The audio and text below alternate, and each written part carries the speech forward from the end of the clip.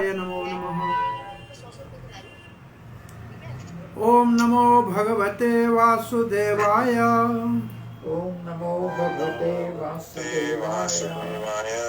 ओम नमो भगवते वासुदेवाय। ओम नमो भगवते वासुदेवाय। ओम नमो भगवते वासुदेवाय। ओम नमो भगवते वासुदेवाय। कृष्णाय वासुदेवाय देवकी नंदनाय च नंदगोपकुमाराय गोविंदाय नमो नमः। नारायणं नमस्कृत्यं नरं चैव नरोत्तमं देवीं सरस्वतीं व्यासं ततो जयमुदीरये। नष्टप्रायेषु भद्रेषु नित्यं भागवत सेवया भगवती उत्तमश्लोकिर्भक्तिर्भवती नैष्ठिकी। जय श्री कृष्ण चैतन्य प्रभु नित्यानंद श्री अद्वैत गदाधर शिवासदि गौर भक्त वृंद। हरे कृष्णा कृष्णा कृष्णा हरे हरे, हरे राम राम राम हरे हरे। हरे कृष्णा। प्रिय पंचशील भक्तवृंद, दामोदर देश भक्तवृंद, फेसबुक के भाग्यशाली भक्तों, श्रीमद् भागवत के कथा प्रार्थनाओं के अंतर्गत ध्रुव महाराज की प्रार्थना भगवान कृष्णगर्भ नारायण को तपस्या के उपरांत नारद जी की कृपा, माता की प्रेरणा और भगवान का साक्षात दर्शन और भगवान की अहितु की कृपा, उनके हाथ में जो शंख है उसका स्पर्श, ध्रुव के हृदय में दिव्य ज्ञान का प्रकट्य, और फिर ध्रुव महाराज अद्भुत प्रार्थना कर रहे हैं। उसके अंतर्गत आज हम 11वां श्लोक पढ़ेंगे, 4, 9, 11। अति उत्तम ये प्रार्थना सबके लिए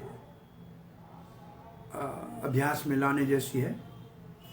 भक्तिं मोहो प्रवतां त्वयि मे प्रसंगो भूयाद अनंत महताम अमलास्यानां येन अंजस उल्बणम् उर्वयसनं भव आबधिं न ईशये भवद गुण कथामृतपान मतः।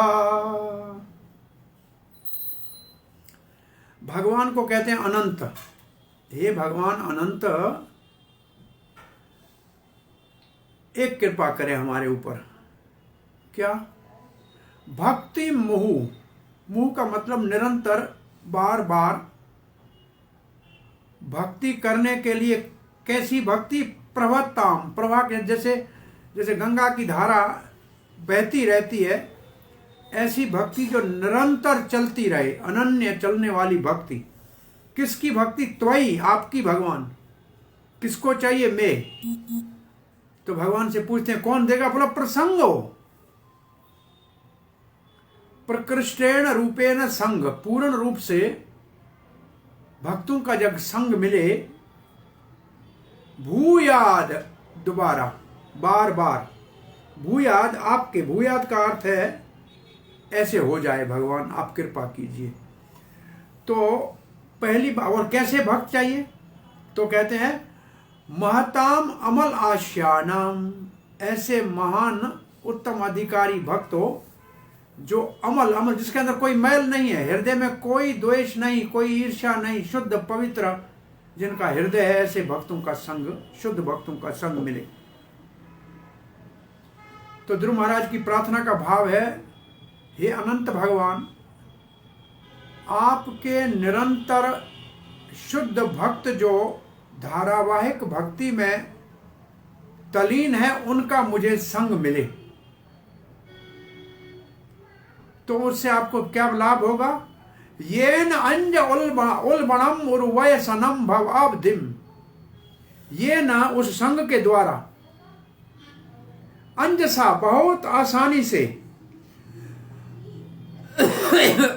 उल्बणम उरु, उल्बणम का मतलब बहुत भयानक, और उरु भव अवधिम का मतलब है महान भव सागर। वो भक्तों के संग से संसार के भयानक भव सागर को मैं पार आसानी से कर जाऊंगा। न ईशे भवद गुण कथा अमृतपान मत। कैसे? बोला भगवान आपकी जो गुण रूप नाम लीला की कथा है, ये जो है ना कथा आपकी, न ईशे, मैं पार कर जाऊंगा। ये कथा पान करूंगा तो मैं इतना मदमस्त हो जाऊंगा, इतना उन्मत्त हो जाऊंगा कि मुझे पता ही नहीं लगेगा कि संसार दुखमय है और मैं इसको पार करके चला जाऊंगा। तो अति सुंदर भाव है और ये भक्ति का अति उत्तम प्रार्थना है। तो 11वें श्लोक का भाव श्रीधर स्वामी जी का सुनते हैं। हे अनंत भगवान, मुझे आप उन विशुद्ध हृदय वाले महापुरुषों की संगति बार बार प्रदान करें जो आपकी निरंतर भक्ति किया करते हैं।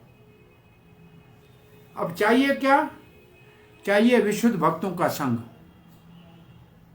किससे मांग रहे हैं? अनंत से, जिसके पास कोई कमी नहीं है। और कैसे भक्त?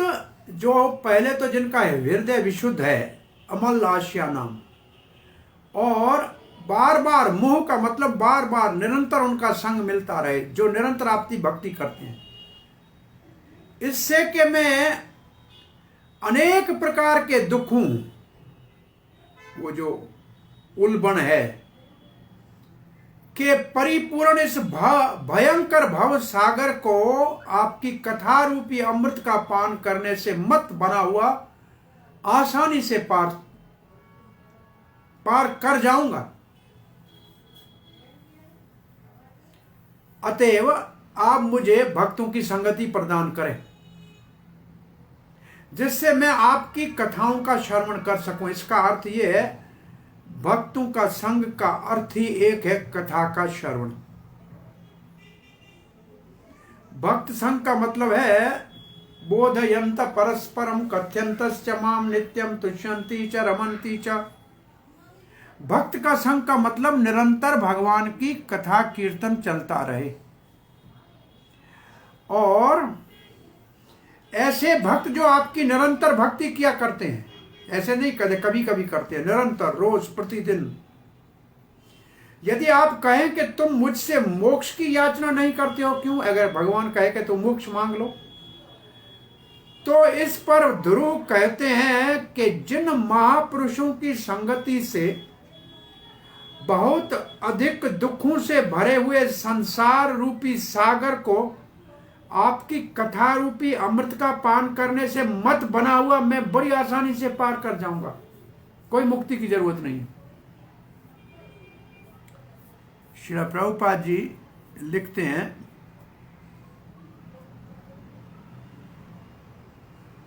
हे अनंत भगवान, मेरे ऊपर एक कृपा कीजिए कि आपके उन्नत शुद्ध भक्तों का संग मिले जो आपकी दिव्य प्रेममय सेवा में निरंतर लगे हुए हैं, जैसे धारावाहिक नदी बहती है।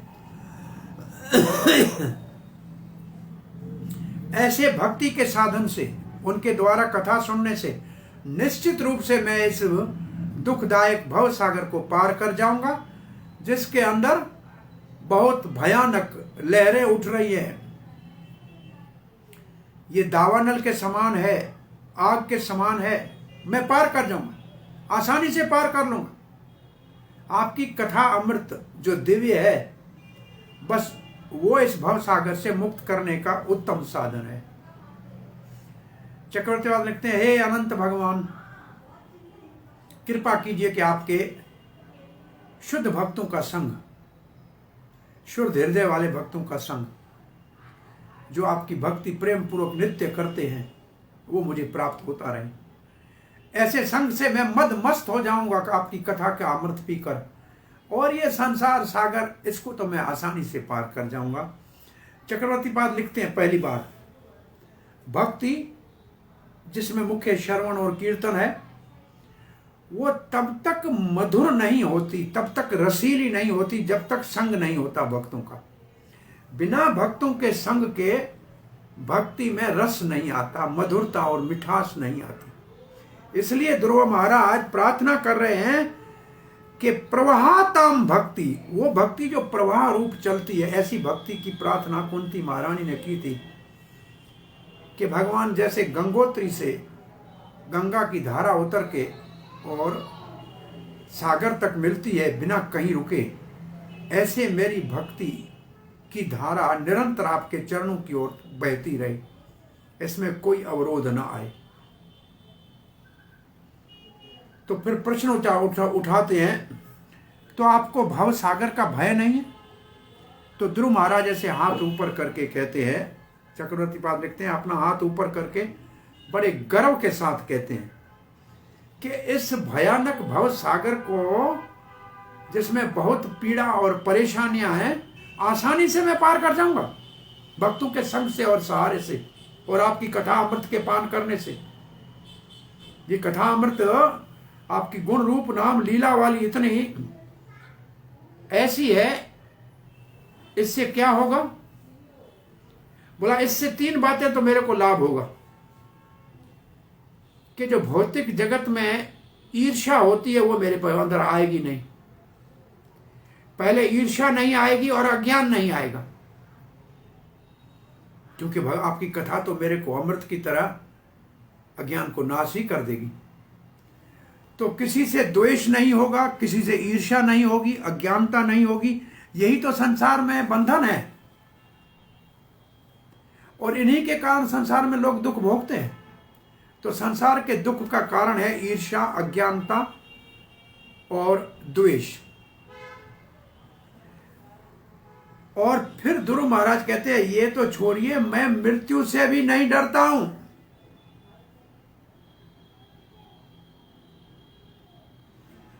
ऐसे आपके भक्त जो आपके कथा अमृत में मदमस्त है, उनको मृत्यु भी हाथ नहीं लगाती है। और ध्रुव महाराज ने ये कहा नहीं है, उन्होंने ये सत्य करके दिखाया है। बद्रिक आश्रम में जब विमान वैकुंठ से आया, नंद सुनंद विमान लाए और कहा, ध्रुव महाराज आप वैकुंठ चलिए। ध्रुव महाराज ने अलकनंदा में स्नान किया, साधु संतों को प्रणाम किया और जब विमान में चढ़ने लगे तो मृत्यु आके खड़ी हो गई। ये मृत्यु संसार है ध्रुव महाराज। कहा, आपके सर के ऊपर पांव रख के मैं वैकुंठ के विमान में चढ़ता हूं। और मृत्यु के सर के ऊपर पांव रख के ध्रुव महाराज वैकुंठ के विमान में चढ़े। और कितने कृतज्ञ हैं ध्रुव महाराज। विमान चला है, ध्रुव महाराज कहते रोको, मेरी मां सुनीति ने मुझे भगवान को पाने का रास्ता बताया था, मैं उसको साथ लेके चलूंगा। उस समय नंद और सुनंद कहते हैं, ध्रुव आगे वाले विमान में आपकी माता जा रही है, चिंता मत करो। और इसके तात्पर्य में श्रील प्रभुपाद ने एक अद्भुत निम्रता का नमूना उपस्थित किया है और लिखा है। मैं तो अब 80 साल को 70-75 साल से ऊपर आ गया हूं। अंत समय पता नहीं भगवान की सुमृति हो न हो। ध्रुव की तरह मेरा कोई शिष्य भगवत धाम जाते हुए मेरी यादगिरी करेगा तो मेरा भी उद्धार हो जाएगा। जो श्रील प्रभुपाद सारे विश्व के लिए ये जहाज, इस कान का जहाज बनाया कृष्ण भावना का, सब उसके अंदर भगवत धाम चले जाएंगे। वो ध्रुव महाराज के इस भाव से अपने भक्तों की ओर आशा रख रहे हैं कि शुद्ध भक्त ये हो जाएंगे। तो ये जो ध्रुव महाराज कह रहे हैं, अब सिद्धांत एक बता रहे हैं चक्रवर्ती पाद। भक्तों के संग से भक्ति उत्पन्न होती है, भक्ति से भगवान मिलते हैं।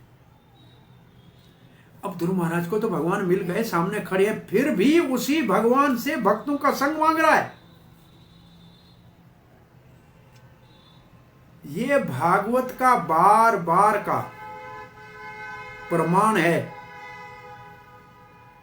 कि भक्ति से भगवान को मिले, फिर भी भगवान से भक्तों के संग की प्रार्थना सबने की है।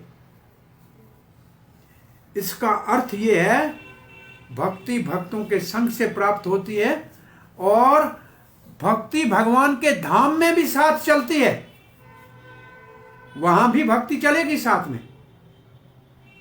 भक्ति ही भक्ति का कारण है। अब श्री प्रभुपाद जी का तात्पर्य बहुत लंबा और बहुत सुंदर है। श्री प्रभुपाद जी लिखते हैं कि महत्वपूर्ण ध्रुव महाराज की प्रार्थना में है भक्तों का संग, शुद्ध भक्तों का संग।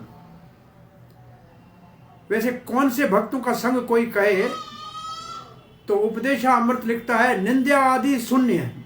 ऐसे भक्तों का संग जो किसी की निंदा नहीं करते, किसी में द्वेष नहीं देखते हैं, जिनका हृदय बिल्कुल शुद्ध है, जिसके हृदय में भगवान भरा पड़ा है, उसमें किसी के निंदा के लिए जगह ही कहां बचेगी। तो ऐसे शुद्ध भक्तों का संग ध्रुव महाराज कह रहा है। अब प्रभुपाद जी एक सुंदर शब्द लिख रहे हैं कि दिव्य भक्ति की प्रेममयी सेवा न पूर्ण होती है और न सुखदायी और आनंदमय होती है बिना भक्तों के संग के। भक्तों का संग नहीं है तो न तो भक्ति पूर्ण होगी और न ही सुखदायी और आनंदमय होगी। अब प्रभुपाद जी कहते हैं इसीलिए हमने ये अंतर्राष्ट्रीय कृष्ण भावना अमृत संघ की स्थापना की है। और फिर सावधान कर रहे हैं प्रभुपाद जी, अगर कोई समझे कि मैं इस कान से बाहर रह के और भक्ति करके भगवान को पा लूंगा और भक्ति को पूर्ण करके और सुख पाऊंगा, तो ये मूर्ख है, ये रह रहा है स्वप्न के संसार में, ये भ्रमित है, living in a great hallucination, क्योंकि यह असंभव है। ध्रुव महाराज के इन वचनों से इस सिद्धांत स्थापित हो रहा है कि जब तक भक्तों का संग नहीं है तो भक्ति कभी परिपक्व नहीं होती। भक्ति में परिपक्वता बिना संग के नहीं आती। और जब तक भक्ति परिपक्व नहीं है तब तक भक्ति के कार्य और भौतिक कार्य में कोई अंतर दिखाई नहीं देगा। सामने वाला भक्त को भौतिक कार्यों करने वाला ही देखेगा। और फिर प्रभुपाद जी लिखते हैं ऐसी बात भगवान श्री कपिल देव ने भी देवती माता को 3:25 में कही है, सताम प्रसंगाम मम वीर्य संविदो भवंती हृतकर्ण रसायना। एकमात्र मेरे भक्तों के संग में जो मेरी शक्तिशाली पोटेंट का मतलब है भगवत प्रेम को प्रकट करने वाली, जो कान और हृदय के लिए रसायन है, अमृत है, वो जब तक नहीं मिलेगी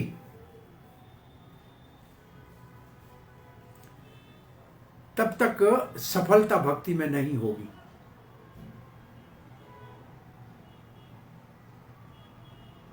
इसलिए ध्रुव महाराज एक ही बात मांग रहे हैं कि भक्तों का संग चाहिए। बोला ये भक्ति का संग कैसा है? प्रभुपाद लिखते हैं ये तो धारावाहिक नदी के समान है। और प्रभुपाद जी धारावाहिक नदी की तुलना दे रहे हैं कृष्ण भावना जो अमृत संग है, इसके अंदर हमने 24 घंटे भक्ति की ही धारावाहिक सरिता बहा दी है। सुबह 4 बजे मंगल आरती से लेकर रात को 9 बजे शयन आरती तक धारावाहिक भक्ति का कार्य होता है। सभी भक्ति की सेवा में लगे हुए हैं, इसको कहते हैं धारावाहिक भक्ति। अब प्रभुपाद जी एक प्रश्न उठा रहे हैं, हम तो गाते हैं, नाचते हैं और खाते हैं, भक्ति में करते क्या है? कीर्तन करो, नाचो और फिर भूख लगे तो खाओ, बस। तो ये जो ज्ञानी लोग हैं, ये जो मायावादी लोग हैं, ये कहते हैं ये तो ठीक है, भक्तों के संग में मौज उड़ा लो, खा पी लो, नाच लो, गा लो, परंतु भव सागर को पार कैसे करोगे? ज्ञान नहीं होगा तो अज्ञान कैसे जाएगा? ये उनका प्रश्न होता है। प्रश्न के ऊपर प्रभुपाद जी कहते हैं, ध्रुव महाराज यहाँ उसका उत्तर दे रहे हैं कि ये बिल्कुल मुश्किल नहीं है, ये तो अंजसा है, बहुत आसान है। बोला कैसे आसान है? केवल मैं भगवान आपकी कथा, और प्रभुपाद जी इसको स्पष्ट कर रहे हैं, आपकी कथा भगवत गीता से। आपकी कथा कहां से सुनो? भव गुण कथा, भवद गुण कथा, आपकी कथा निरंतर जो श्रीमद् भगवत गीता में है, भागवत में है, चैतन्य चरितमृत में है, तीनों को प्रभुपाद जी ने लिखा है। गीता में भगवान क्या बोलते हैं, भागवत में भगवान क्या करते हैं, और चैतन्य चरितमृत में भगवान क्या सोचते हैं, एक से एक ऊपर है।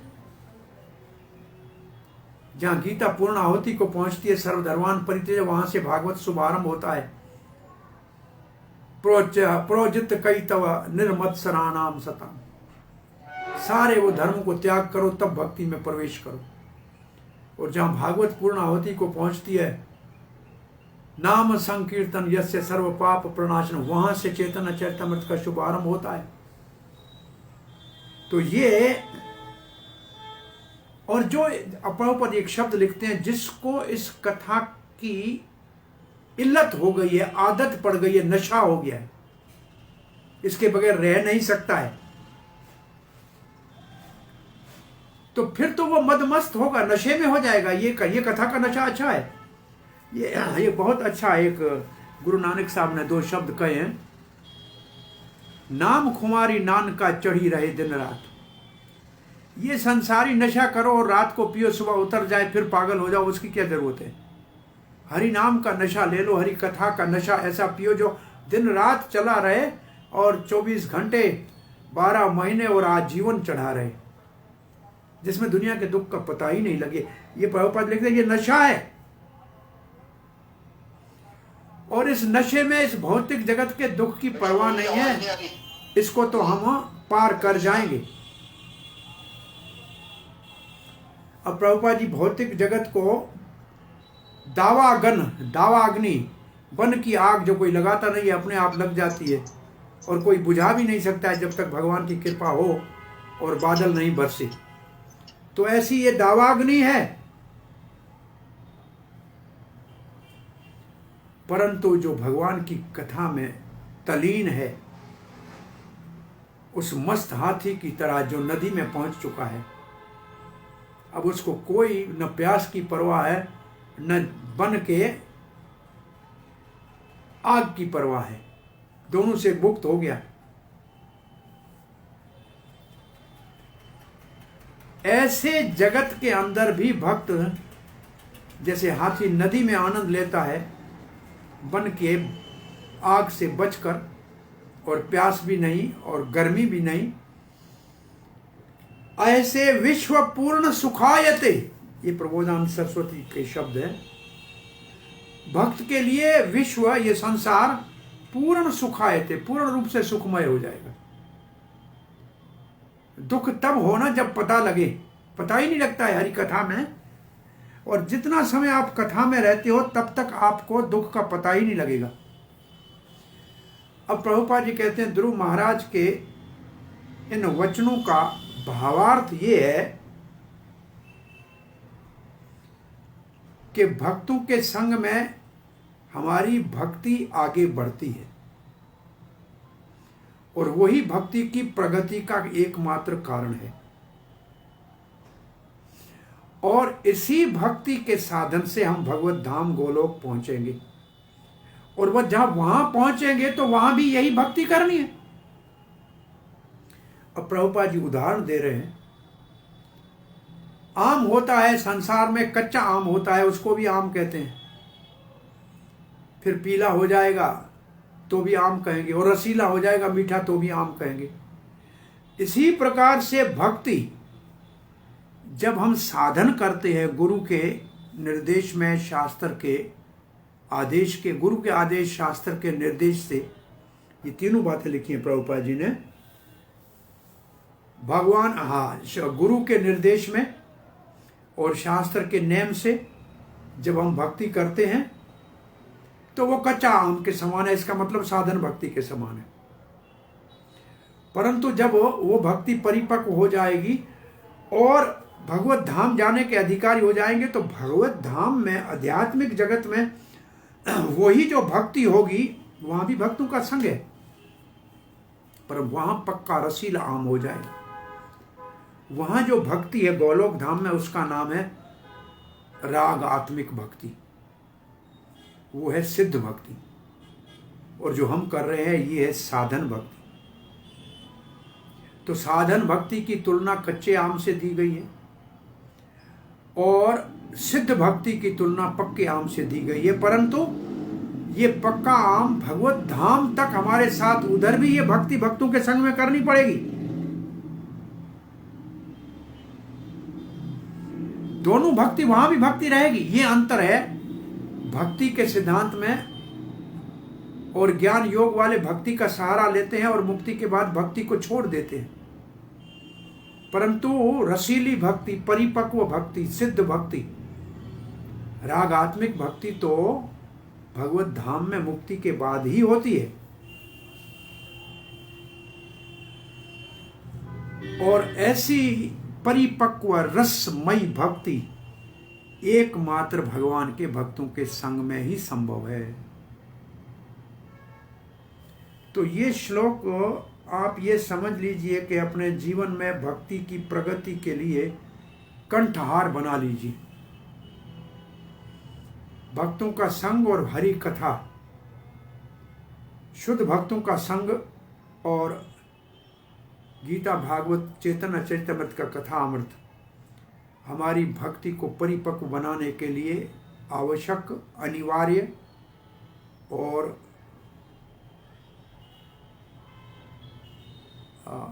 अति कहा जाए कि अनिवार्य भी है, भी आवश्यक भी है और अति महत्वपूर्ण भी है। अब एक श्लोक और पढ़ते हैं। आज सफर भी किया है और एक दूसरी क्लास भी है और एक क्लास पहले हो भी चुकी है। 12वां श्लोक पढ़ने जा रहे हैं। तेना सुमरन्ति अतितरां प्रियमीशमर्त्यं ये चा अन्वदसुत्त स्वर्दग्रहवितदारा ये त्वभजना भवदीय पदारविन्द सौगन्धया लुब्धः हृदयेषु कृतप्रसंगा।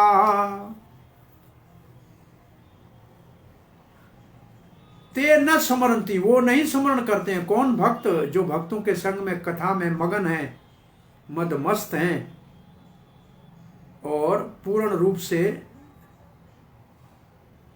कथा का जिनके ऊपर नशा चढ़ा हुआ है। न स्मरन्ति अति तरम प्रियम, जो अति से अति प्रिय ये अपना शरीर है ना, उसकी भी पता नहीं लगता है। कब सोए कब खाए कुछ पता नहीं। हे ईश्वर, हे स्वामी, ये हमारे गोस्वामी वृंदावन में 22 घंटे हरि कथा, कीर्तन और पुस्तक लिखना और मंदिर बनाना और भगवान की लीला स्त्रियों को प्रकट करने में लगे हुए थे। 15 दिन में द्वादशी के दिन मथुरा पैदल जाते थे। ब्राह्मणों के घर से कुछ भिक्षा लाते थे, रोटी, चने, और 15 दिन उसी को एक बार कभी सूखा खा लेते थे और कभी जमुना में डुबा के खा लेते थे। बस भोजन की चिंता नहीं, सोने की जरूरत नहीं, हरि कथा में ही मग्न थे। ऐसे शरीर जो सबको बहुत अति प्रिय है उसकी भी परवाह नहीं। ये किसको पर्या होते? मर्त्यम, जो मृत्यु संसार वाले हैं, इनको इसकी परवाह है। बोला के केवल शरीर नहीं, ये चा अन्य अद्य और भी जो अणु इसके जो शरीर से साथ जुड़े, शरीर का अणु का मतलब शरीर के साथ जुड़े हुए। क्या है जुड़ा हुआ? अध, इस शरीर के साथ जुड़ा हुआ है पुत्र, सुत, सुहृद जो अपने शुभ चिंतक, माता पिता आदि, ग्रह, घर, वित्त, धन और दारा, पत्नी। ये संसार में आसक्ति का कारण है सबके लिए। शरीर और शरीर से उत्पन्न होने वाले संबंध और शरीर से कमाया हुआ धन और बनाया हुआ घर। परंतु ऐसे मदमस्त भक्तों को इनकी कोई परवाह नहीं है। मंडलपति श्रेणी तुच्छवत, ये गोस्वामी बड़े बड़े मंत्री पद के ऊपर थे, जिनके पास नाव भरी हुई स्वर्ण मुद्राएं थी। तुच्छवत सबको त्याग करके ब्रज के अंदर आके रहे। अशेष मंडलपति श्रेणी तुच्छवत। तुच्छवत का मतलब मुड़ के देखा ही नहीं कि उसको हमारे उससे कोई मतलब है क्या।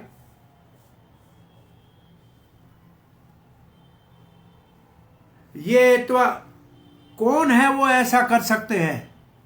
ये तो अबज नाभ, अबज नाभ का मतलब हे कमल नाभ, हे पद्म नाभ, भगवान नारायण कृष्ण।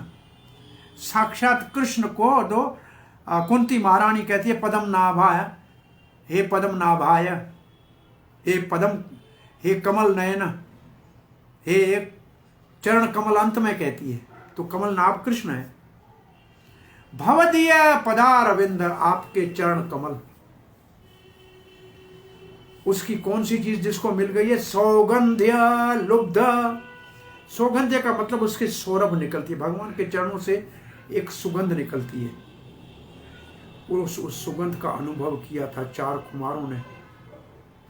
वैकुंठ में नारायण के चरणों में लगी हुई कस्तूरी और तुलसी और केसर, और फिर भगवान के अपने चरणों के अंदर एक वैसी सुगंध है। वो उस ज्ञानियों, भगवान के अवतार और ज्ञान की मूर्तिमान स्वरूप 4 कुमारों की नासिका में गया। भक्ति का ऐसा उदय हो गया, ज्ञान तो उनको कपूर की तरह उड़ गया और भगवान के प्रेम में मदमस्त हो गए। तो भगवान के चरणों का जो ये सौरभ है, सुगंध है, ये भौतिक रोग से मुक्त करने वाली, ये काल रूपी सर्प से काटे हुए को तुरंत जीवित कर देती है। लुब्धा का मतलब है जो लोभी है उसका, जो उसमें लालच उसको हो गई है, यही चाहिए यही चाहिए। हृदयाकृत प्रसंग कहां से मिलेगी? प्रसंग आपके भक्तों के संग से, उसके हृदय में आपके भक्तों के संग से। जिन भक्तों के हृदय में आपके चरण कमलों की ये सौरभ है, उनके संग से जिसको कथा का अमृत मिल गया, वो संसार में न शरीर और न शरीर के संबंध के चीजों की परवाह करेगा और आपकी भक्ति में मदमस्त रहेगा। ये ध्रुव महाराज की अनुभूति है। इससे ये नहीं समझना चाहिए कि ध्रुव महाराज ने फिर कुछ नहीं किया। भगवान ने ध्रुव महाराज को फिर भी राज दिया, ध्रुव महाराज का घर परिवार हुआ, ध्रुव महाराज ने 60,000 साल तक राज भी किया, परंतु किसी से प्रभावित नहीं रहे। आनंद में भगवान के कथा कीर्तन में ही मगन रहे। ध्रुव को फिर भगवान भक्तों का संग भगवान ने प्रार्थना की थी, मिला क्या? प्रार्थना की है तो मिलना चाहिए ना। ध्रुव महाराज को अपने भाई उत्तम की यक्षों के द्वारा मृत्यु के बाद इतना क्रोध आया कि यक्षों से युद्ध कर रहा था। यक्ष चुन चुन के यक्षों को मार रहा था। उस वक्त स्वयंभू मनु, जो इनके दादा है, जो एक भागवत है 12 भागवतों में, मनु भी भागवत है, उनने कहा कि बेटा, जो बड़ों का आदर करता है, समान वालों से मैत्री करता है और छोटों के ऊपर दया करता है, उन्हीं से भगवान प्रसन्न होते हैं। एक यक्ष ने आपके भाई को मारा, आप यक्षों के वंश का विनाश मत करो। ये भक्त का संग ध्रुव महाराज ने आज्ञा का पालन किया। कुबेर यक्षों के राजा ने ध्रुव महाराज को इस भक्त के संग और उसके प्रभाव की प्रशंसा की, और फिर ध्रुव महाराज ये राजपाट को छोड़ के गंगा के किनारे चले गए। ऋषिकेश में थोड़ा समय रहे, वहाँ ध्रुव का मंदिर है लक्ष्मण झूले के पास। गंगा बहुत वहाँ धारा में बह रही थी, आवाज़ बहुत हो रहा था। ध्रुव महाराज ने कहा मैं भगवान के सुमरण में, गंगा की ध्वनि विघ्न डाल रही है। गंगा जी सामने खड़ी हो गई, यहाँ अब कोई आवाज़ नहीं होगा। और लक्ष्मण झूले के पास ही गंगा बिना आवाज़ के बहती है आज भी, उतने ही टुकड़े में 1 किलोमीटर में। ध्रुव महाराज फिर वहाँ से ऊपर बद्रिक आश्रम में गए, जहाँ से विमान में गए। तो ये ध्रुव महाराज का जो भाव है ये अति सुंदर है। आइए इसका हिंदी अनुवाद पढ़ते हैं।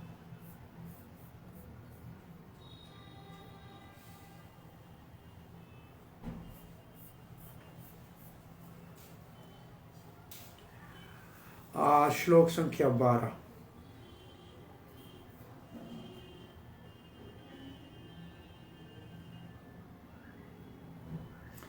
हे कमलनाथ भगवान, जो लोग आपके चरणारविंद की सुगंध में लुभाए हृदय वाले आपके भक्तों के सत्संगति करते हैं, वे अपने इस अत्यंत प्रिय शरीर को तथा इसके संबंधी पुत्र मित्र गृह धन तथा पत्नी का भी सुमरण नहीं करते। कौन सुमरण उनका करता है? बोला भगवान करता है। इतना भगवान सच, ये तो सच ये है जिसमें इतनी भगवान में तलीनता आ जाती है, भगवान उनके सारे काम अपने आप करते हैं। ये भगवत गीता में भगवान ने आश्वासन दिया है।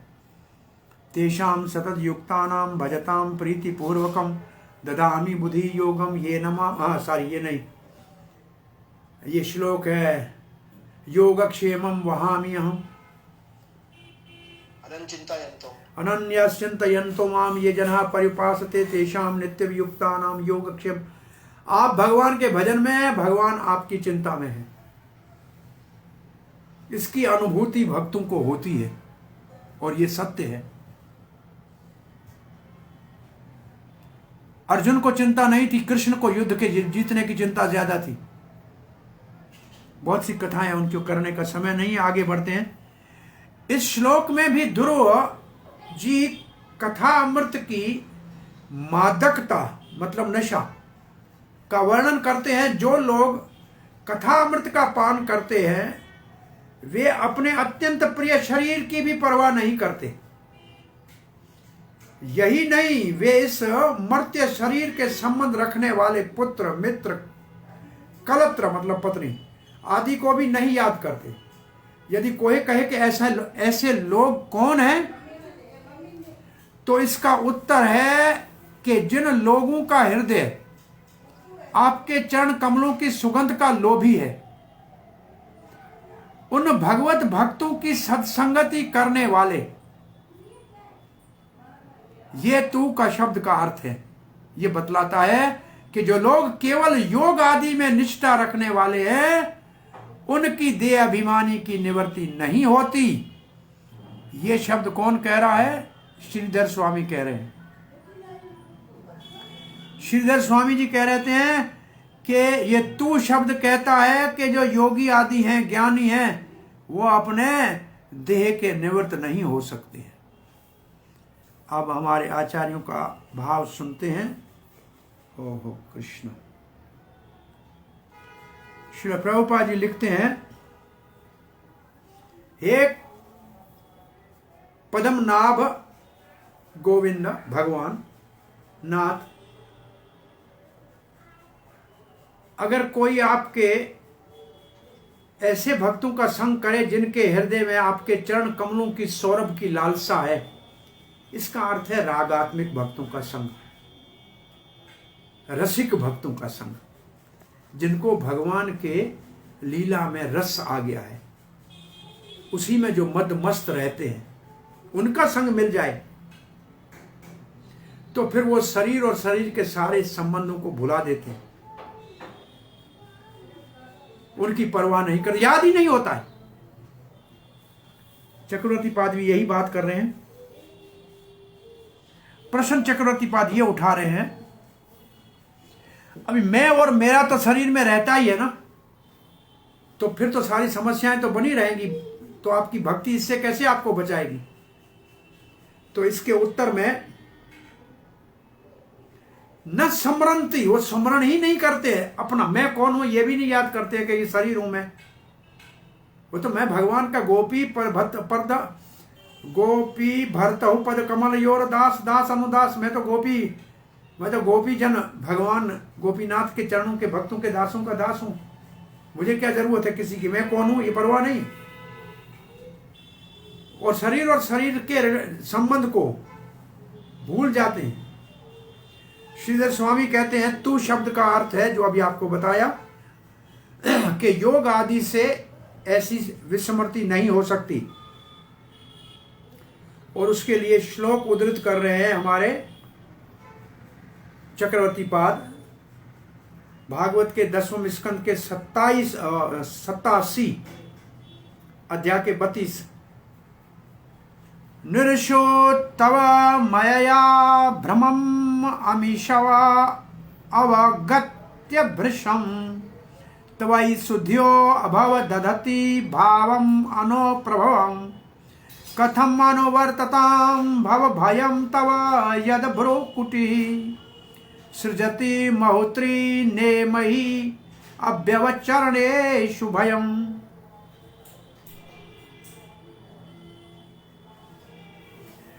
वो बुद्धिमान आत्माएं, महात्मा, जो समझते हैं कि माया संसार में लोगों को कैसे नचा रही है, वो तो आपकी प्रबल भक्ति का आश्रय लेते हैं।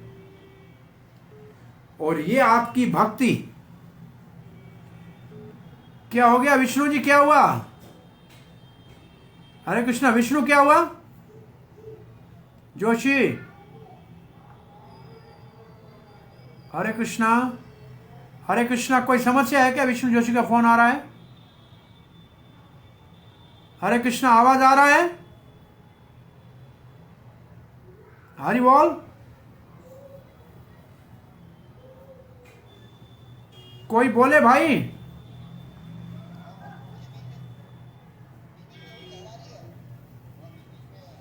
आप में से किसी का आवाज मुझे नहीं आ रहा है।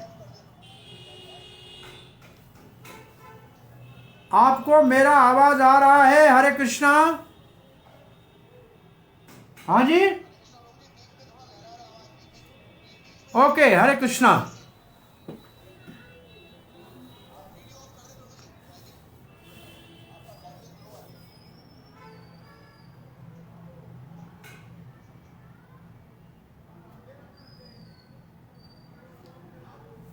और जो भगवान की भक्ति नहीं करते हैं उनको ये त्रैकाल लिखा है, triple rimmed wheel of time, ये काल सदा भयभीत करता रहता है।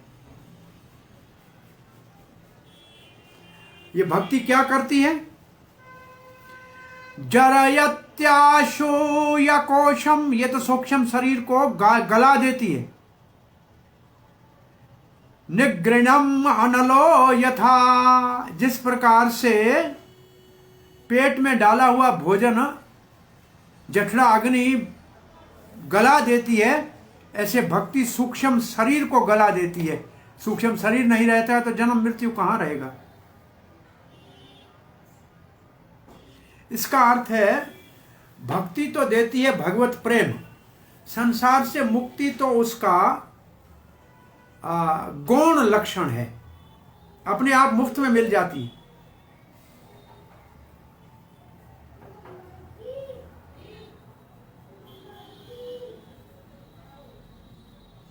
प्रभुपाद जी लिखते हैं भक्ति का विशेष जो लाभ वो ये है कि वो केवल भगवान की कथा कीर्तन में मदमस्त नहीं करती है, परंतु योगियों की तरह जो सारा दिन आसन प्राणायाम करके शरीर को पोषण करने में लगे होते हैं, उससे भी मुक्त कर देती है।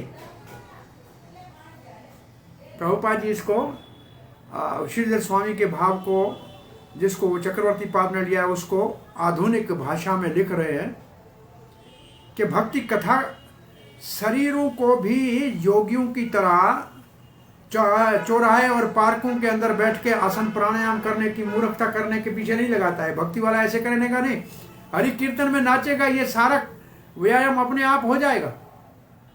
ऐसे श्रील प्रभुपाद जी अमेरिका में पहले वो मिश्रा जी के योगा स्टूडियो में कीर्तन कर रहे थे, तो कह रहा ये तो सारे योग के आसन इसमें अपने आप परिपूर्ण हो रहे हैं, कीर्तन के नृत्य में सब कुछ अपने आप हो जाता है।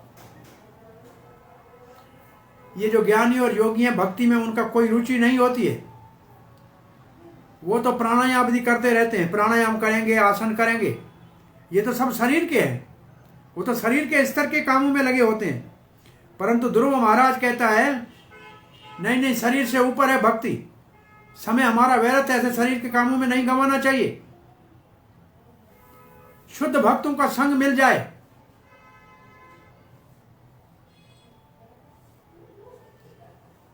तो फिर क्या होगा, तो फिर शरीर के सुख दुख का पता ही नहीं लगेगा और शरीर के संबंध वालों की चिंता भूल जाएगा। धन कहां है कोई बात नहीं, कैसे आएगा भगवान की इच्छा। श्रीवास ठाकुर ऐसे महात्मा गृहस्थी थे जिनके घर में, जिनका आंगन भगवान श्री कृष्ण चैतन्य महाप्रभु के नृत्य और लीला का स्थान था। चैतन्य महाप्रभु ने एक दिन पूछा, श्रीवास गृहस्थी हो, पत्नी है, बच्चे हो, सारी रात कीर्तन करते हो, सारा दिन सेवा करते हो, कमाओगे नहीं तो खिलाओगे कहां से? श्रीवास कहां? भगवान कृष्ण है। बोला नहीं दिया तो? बोला गंगा जल पी लूंगा। अरे दूसरे दिन नहीं दिया तो? गंगा जल पी लूंगा। तीसरे दिन? बोला गंगा में शरीर त्याग दूंगा,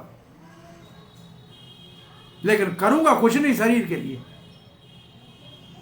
तब महाप्रभु ने एक घोषणा कर दी, वो सब भक्तों के लिए जो इस प्रकार से पूर्ण रूप से भगवान की सेवा में लगना चाहते हैं, उनके लिए बड़ा आश्वासन है। चैतन्य महाप्रभु कहते हैं, श्रीवास ये असंभव है, परंतु अगर लक्ष्मी कभी भिखारी बन के गली गली में मांगे, वो असंभव है। सूर्य कभी ठंडा हो जाए, असंभव है, परंतु तुम जैसे भक्तों के पास कभी किसी चीज की कमी नहीं होगी, यह मेरा वचन है। बहुत बड़ी बात है।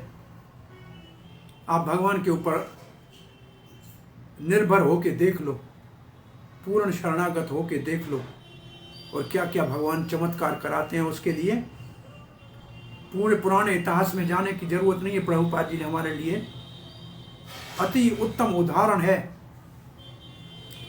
न 70 साल के शरीर की परवाह की कि क्या होगा, वृंदावन कौन छोड़ता है इस उम्र में, न पुत्र परिवार की परवाह की, और धन था ही नहीं, केवल भागवत और चैतन्य चरितामृत पढ़ते जा रहे थे और भागवत साथ में लिया था। क्या चमत्कार कृष्ण ने करके दिखाया। 10 ही सालों के बाद इसी वृंदावन के अंदर प्रभुपाद जी प्रवचन देते हुए कह रहे थे, दिखाओ दुनिया में कोई ऐसा व्यवसाय करने वाला 10 साल में $10 से $1 ट्रिलियन की प्रॉपर्टी पूरी दुनिया में कृष्ण की कृपा से बना ले। आप चिंता नहीं करोगे, कृष्ण को अधिचितना हो जाएगी, लेकिन इस स्तर के आने के लिए विश्वास चाहिए। प्रभुपाद जी लिखते हैं,